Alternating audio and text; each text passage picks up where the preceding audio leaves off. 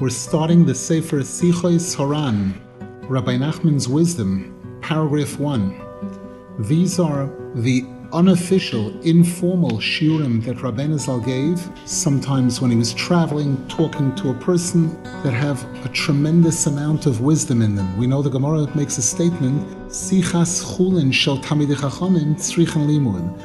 So these sichos, where he was speaking Torah, it's just that it wasn't an official shiur. There's a tremendous amount of depth and wisdom and advice and guidance, as we'll see.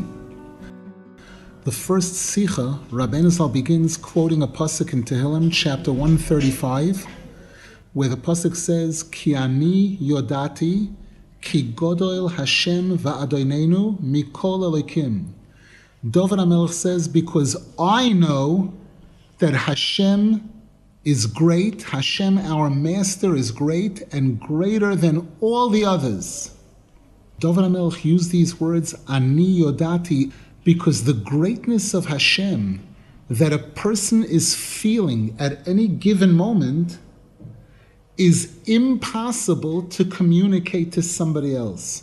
A person cannot communicate to somebody else exactly what they're feeling.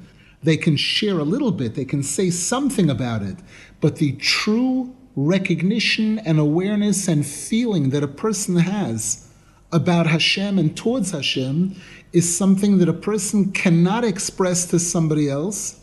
And Rabbeinu Zal says a person can't even express it to themselves from today till tomorrow. Meaning that what a person is feeling on a given day, on a particular day, about their connection to Hashem, tomorrow is something completely different. And sometimes a person will feel an incredible high, a deep closeness to Hashem, and the next day feel nothing or something totally different. And the person says, why can't I just... And the answer is, yesterday was yesterday, today is a whole new battle. And what you felt then was something that can't necessarily be transmitted today. Today it's a whole new project. And that's why David HaMelech said, I know, meaning there's a certain knowledge that I have, that I know it, and nobody else knows it. I can't share it, I can't duplicate it to somebody else, because it's something that can't be told over. We know when the Gemara speaks about a rabbi-student relationship, the best student of the best rabbi, Moshe Rabbeinu and Yehoshua, the Gemara compares Moshe Rabbeinu to the sun and Yehoshua to the moon. A person who knows a little bit about how big the sun is and how tiny the moon is in comparison would say, wow, that's saying Yehoshua is a nobody, a nothing, a complete nothing. Not nothing. He was qualified to take over the leadership after Moshe Rabbeinu. But in terms of how much, compared to Moshe Rabbeinu, the comparison, it's like the moon to the sun. We find the Gemara gives an example of one of the great rabbis, one of the greatest rabbis of the Gemara, who said, you want to know how much I learned, what percentage of my rabbi's knowledge I acquired? Like a dog licking from the ocean. How much he subtracts from the volume of water in the ocean? Because this is how they understood the different levels and how even a tzaddik who is teaching Torah all the time to his students, he's teaching it to them what they can handle, what they can receive. But for them to mistakenly think, wow, now I know exactly how he feels about Hashem, you got it all wrong, buddy. You have no idea.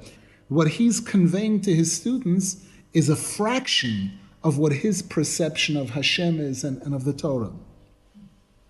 That's the first part of that pasuk in Tehillim, chapter 135, pasuk Hey. Then the next pasuk continues and says, Kol asher chofetz Hashem oso b'shamayim u'voretz. Everything that Hashem wants, He did in heaven and earth. He created in heaven and earth. Rabbeinu Zal says, this pasuk is something completely different from the pasuk before it, the pasuk we just quoted. What David HaMelech wanted to give over in those words, I know, that's something that's not related to heaven and earth. That's a feeling that cannot be put into words, that cannot be conveyed into any words. It's nothing, you can't draw a picture of it. It's not megusham, it's above all materialism. It's something totally spiritual. As the Zohar HaKadosh says, in Parshas Vayera, page 103, the Zohar HaKadosh quotes a pasuk in Mishlei, where the pasuk says, Noida b'she'orim ba'ala. Her husband is known to her within the gates, inside of the gates. It means that there's a certain, the her is the Jewish people, the husband Kavyochel is Hashem, who is known to us inside of the gates. The Zohar HaKadosh says that the word she'orim means gates, and the word l'sha'er also means to evaluate, to recognize.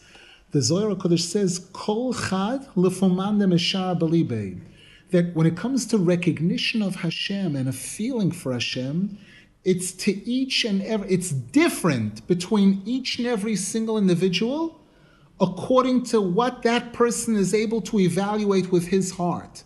Each person's heart is different from the other one, different emotions, different feelings, different ability to relate to things differently, and especially if we're talking about Hashem. So the Zohar HaKadosh says, Noida b'she'orim ba'ala, that Hashem is known to each and every person inside the gates of his heart.